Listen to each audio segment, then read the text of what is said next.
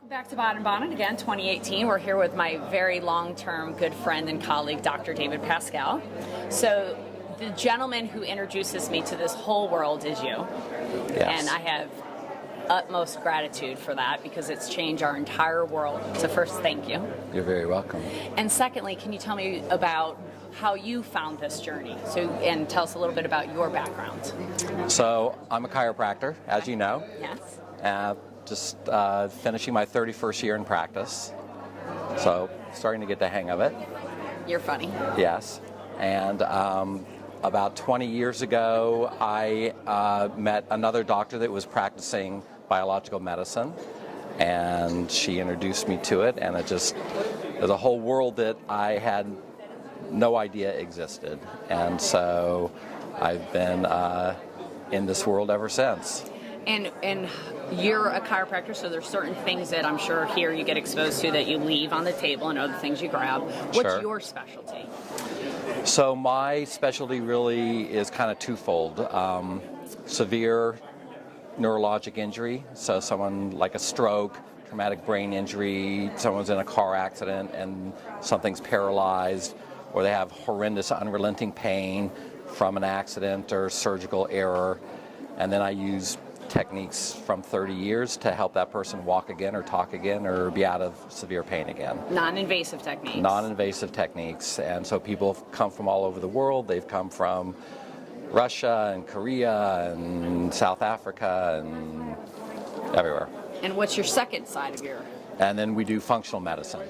So that's where the biological medicine comes in. So we're seeing people, with autoimmune issues, thyroid issues, chronic fatigue, that type of thing.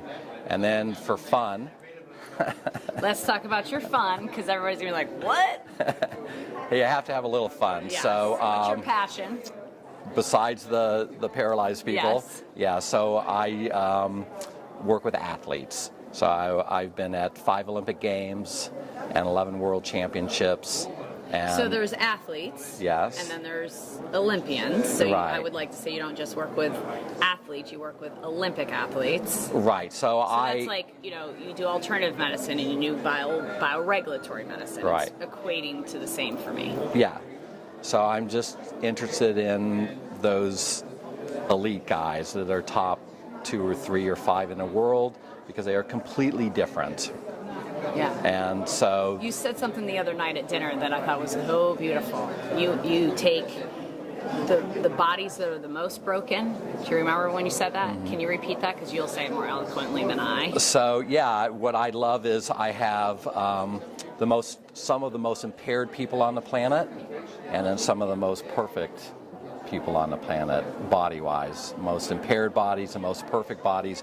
And that bouncing back and forth, you learn so much. Yeah. And so I learned... And one helps the other Yes. in regards to learning those two extremes. Correct. That's beautiful regulatory...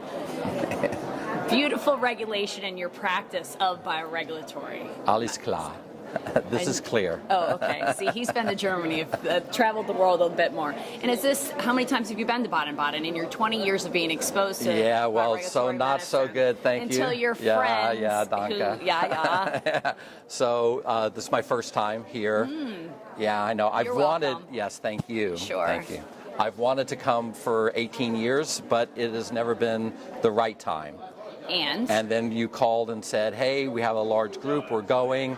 And I said, let's go. And it has been wonderful, truly amazing. And from what perspective? Socially? Well, not so much. Professionally? Yeah, I know you had to spend some time with me this week.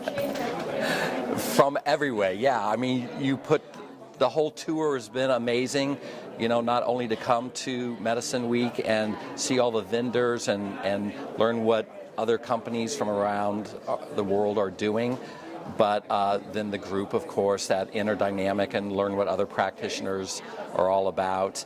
And then all the fun stuff on the side. Tonight we're going to a castle. Self-care for practitioners. Because Right. one of the things that I've been very keenly aware of, because this started as my health journey, right? I was totally a scientist and wanted to be a doctor, but my health journey became the first priority before my career journey.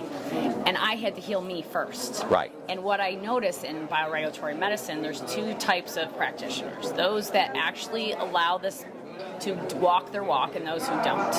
And that goes for anything in life, obviously. But one of the most important things is those that are at the top of their game often don't care for themselves enough. And it's important for us to coalesce and get together and spend time together and spend energy together instead of giving energy all the time to the world. We're able to hang out with people, and that's why we're up till 2, 3, 4, 5 o'clock in the morning at these things, having conversations that are not conversations that you get to typically have, having blasts with people, and being relaxed. It's so fun to be around colleagues. I call it the tribe. Your tribe. Our tribe. Our tribe. Well, thank you so much, Dr. Pascal. Sure. We look forward to seeing you next year. Awesome. Thank you.